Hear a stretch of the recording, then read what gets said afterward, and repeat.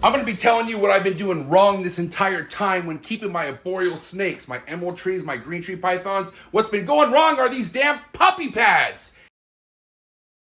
But yeah, man, welcome back to the Snake Trap Sessions. I am so excited to be back.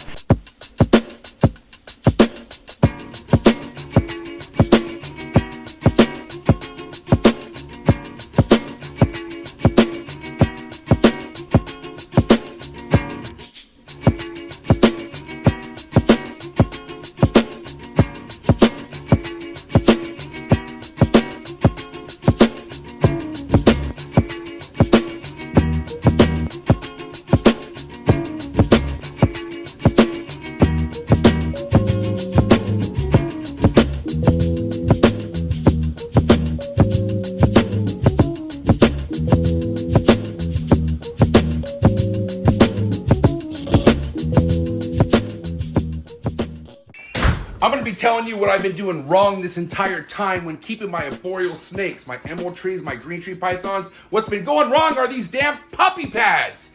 I'm going to break it down to you today on why you shouldn't probably use these puppy pads, depending where you live. But man, what is good, everybody? It's your boy MJ up in the building. Welcome back to another episode of the Trap Vlogs. If this is your first time tapping in, smash that like button, hit that subscribe button, hit that notification bell. You'll be on top of every single vlog. But yeah, guys, today we're getting down to business about my husbandry change that I've done recently here in the trap. Not complete change, but an important change. Behind me, the podcast side of the room, is where I went ahead and made the big switch. I went from puppy pads to cocoa husk. Now, biggest reason behind that, we're gonna break down today, okay? So why don't we get inside this side of the trap and kind of break down why it is I made this big move and the benefits from it so far.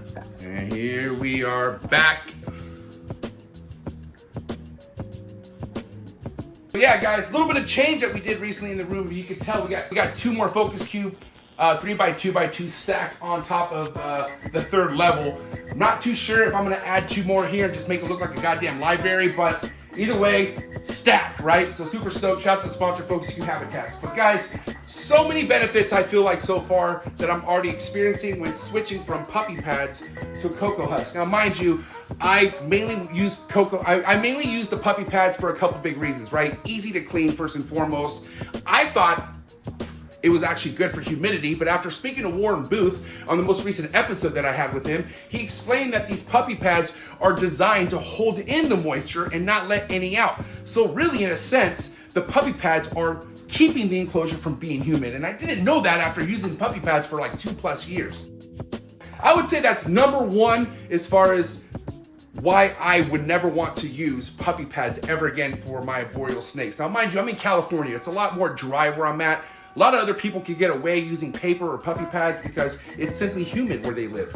Here where I live, it's not humid, okay? Shout out to my boy Socrates. Everyone knows I love my boy Socrates. I basically tried copying what he does, but he lives in Southern Florida. His humidity is never an issue, okay? And I also noticed another hack with the puppy pads, okay? I was talking about the moisture being held within the puppy pads. I've noticed for quite a while that Socrates flips his puppy pads upside down. So that part of the puppy pad that holds and absorbs that water, he flips it upside down and the water more rests on top of it, still exposed. So that's a hack right there, I'll tell you right now, with the puppy pad. Message!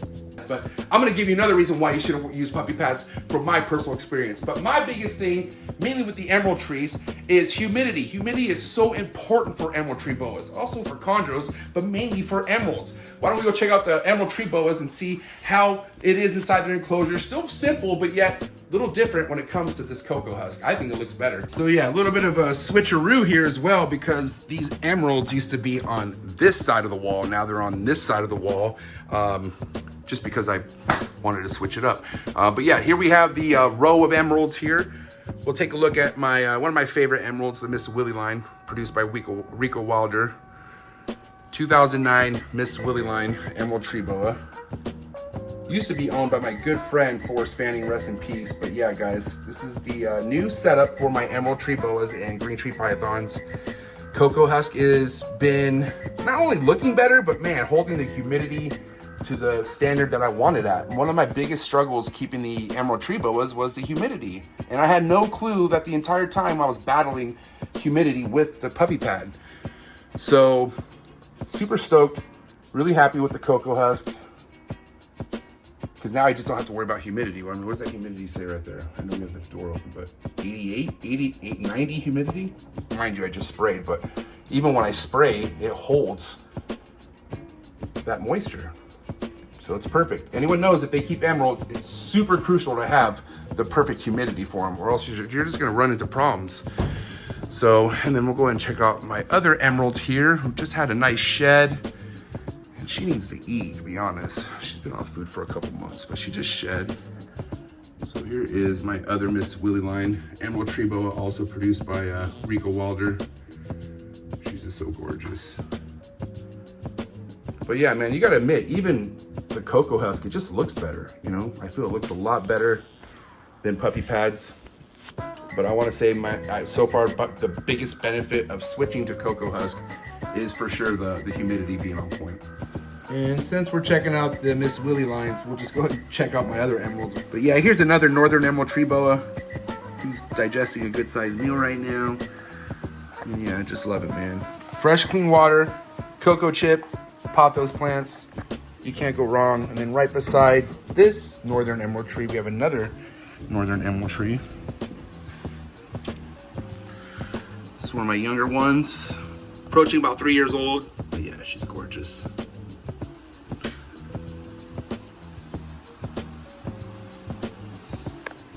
Yep, going all the way up, we have nothing but emeralds. There's my other emerald right there. The last import I ever purchased. She's doing really well. Now, mind you, I did say how substrate is a big benefit. I mean, cocoa husk substrate has been a big benefit for my emerald trees, but I'm mainly talking adults. I will still keep my younger ones on paper towel that's very damped with a good sized water bowl. So these younger ones in tubs will always stick to this setup. Very damped paper towel, fresh water daily. And yeah, your paper towel needs to be changed.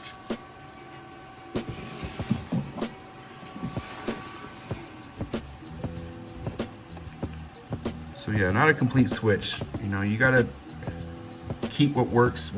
You gotta leave what works alone. You know what I mean? That's a fact. And you know, humidity is super crucial, as I keep saying, but I'm gonna tell you one other thing that I went through with the puppy pads that, first and foremost, I hope nobody else goes through with using puppy pads. Like I said, puppy pads work for some people, okay? I actually still have all my Cambro tubs on puppy pads behind me, but I think I'm gonna switch to cocoa chip there as well. So I'm not 100% switched over to cocoa chip, but the main breeder girls and all that have cocoa chip. But yeah, back to what I was saying. So huge benefit that I feel like I don't have to worry about anymore using puppy pads. And this happened to me 3 times, okay? 3 times it's happened to me, 3 times too many. But I had to literally rip out damn near half a puppy pad out of one of my Miss Willie line throat. So now mind you, these big emeralds, okay, or a lot of emeralds, when they wrap the rodent, okay, they'll like drop the rodent and rewrap. More than a handful of times I've seen, okay? Now, mind you, sometimes they'll hold on to that wrap for a while and you think everything's good, and then they'll do the re-roll. They'll drop and re-roll. Well, apparently she re-rolled, caught some of that puppy pad, which attached to the rat, and she swallowed the rat with half the puppy pad. Luckily, I walked in just in time to where I could still remove it. I wouldn't have to take her to the vet or anything, but man, I pulled out probably over 12 inches, of puppy pads, okay? Like damn, my heart damn near sunk. And that has happened to me more than a couple of times, okay? So after that, I was it. I had enough, okay? And so what was crazy is humidity being the biggest factor here. It was the snake choking on the puppy pad is what made me want to do this big switch, because I don't want any of my snakes to go out like that. I don't want any animal to go out like that. And I don't want any of you keepers to even go through that as well. So that's why I'm sharing this with you guys, okay? This is all my own experience. Some other people have some other people out there use puppy pads for their snakes and they don't have any of these issues. These are my issues with puppy pads. And yeah, that's it. I mean, I'm just letting you guys know this was the big switch for me. I went from puppy pads to cocoa husk. Now, mind you, behind me, I still have other snakes on paper. I don't know if I'll fully 100% switch to cocoa chip, but right now I'm seeing cocoa chip is the move. But little by little, day by day, I have my white lips that are right here on cocoa chip because they are also a species that needs high humidity and they're cohabiting, and I want something to crack off with them. So I'm trying to do everything right by these snakes.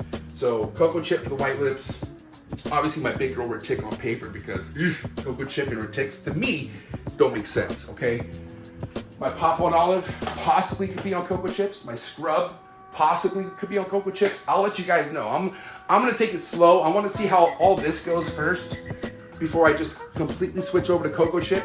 And little by little, if it works out, then maybe I'll add more cocoa chip to different species, and maybe someday everything will be on cocoa chip. I don't know. But I still can tell you that paper works better for me on some species of snakes versus others. So you got to figure out what works for you, man. I mean, I do a little bit of all. I do a little bit of it all. Okay, so day by day. I hope this vlog helped you guys at all, or gave you guys an insight on why I went from puppy pads to cocoa husk. Shout out to Freedom Breeder. Okay, if you're wondering where to get good premium cocoa husk, go to freedombreeder.com and get your cocoa husk through Freedom Breeder. Shout out to the sponsor. But yeah, guys, that's all we're gonna have on this episode of the Trap Vlogs. Again, if you really enjoyed today's episode, hit that like button, hit that subscribe button, smash that notification bell, and select all. When you hit that bell, you're gonna select all, and it'll keep you on top of every single vlog I drop here. You'll be notified, you won't be slept on. Appreciate all love and support. Appreciate all my Patreon members. Appreciate everyone who supports the Trap Talk Reptile podcast. We're going live tonight, my boy KG from the Bomb Projects and Jaffe from Jaffe Exotics. And I have a secret hitter joining in with us. And of course, I got my right-hand man, my road dog, Dave Levison, joining us. Man, you can't miss that. It's going to be a great episode. But anyways, guys, that's all we have this week for the Trap Vlog. Got you guys here next week, and I'm out. Cheers!